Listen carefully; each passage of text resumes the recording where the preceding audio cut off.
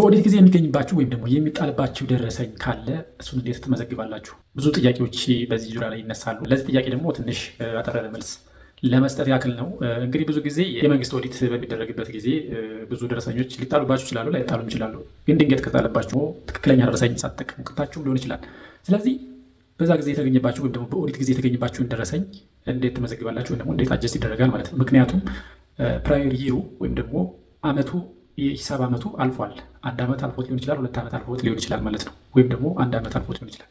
ስለዚህ ፕራዮር ይር ካለፈ ወይም ደግሞ አመቱ የሂሳብ ጊዜው ወይም ደግሞ ዘመኑ ካለፈ በኋላ የመንግስት ኦዲቶች ሲገቡ የሚጥሉባችሁን ደረሰኝ የምትመዘግቡት እንዴት ነው? የተዘጋ ሂሳብ ስለሆነ ወደኋላ መመለስ ስለማይችል ምንድን ነው የምታደርጉት? ወደ ሪተርን እርኒንግ ላይ ታስገቡታላችሁ ማለት ነው።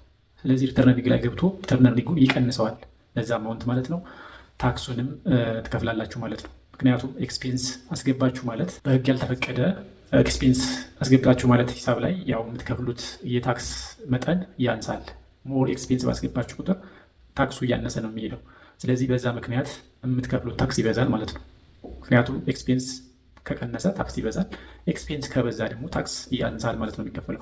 ስለዚህ ፕራይሩ ያለፈበት ወይም ደግሞ የሂሳብ ዘመኑ ያለፈበትን ደረሰኝ ለመመለስ ስለማይቻል በሪተርን ኤርኒንግ ላይ ማስቀመጥ ትችላላችሁ ማለት ነው። ስለዚህ ያ ሪተርን ኤርኒንጉ ይቀንሳል ማለት ነው በዛ አማውንት፣ ምክንያቱም ኤክስፔንስ ስለሆነ ይቀንሰዋል ማለት ነው። ኋላ ተመልሳችሁ መመዝገብ ስለማትችሉ እንደዚህ አይነት ጉዳይ ያጋጠማችሁ ሰዎች ካላችሁ ሪተርን ኤርኒንግ ላይ መዝግባችሁ ማለፍ ነው የሚጠበቅባችሁ ማለት ነው። ሌላ አማራጭ አይኖረውም። በዚህ ጉዳይ ላይ የገጠማችሁ ካላችሁ ኮሜንት ላይ ጻፉልኝ እስኪ። ከዛ በኋላ ልንወያይበትም እንችላለን ማለት ነው። የፕራይር ወይም ደግሞ የሂሳብ ዘመኑ ካላለፈ ወደኋላ ተመልሶ አጀስት ማድረግ ይቻላል። ካለፈ ግን በዚህ መልኩ ሂሳባችሁን ማስተካከል ትችላላችሁ ማለት ነው። በሌላ ቪዲዮ እንገናኛለን።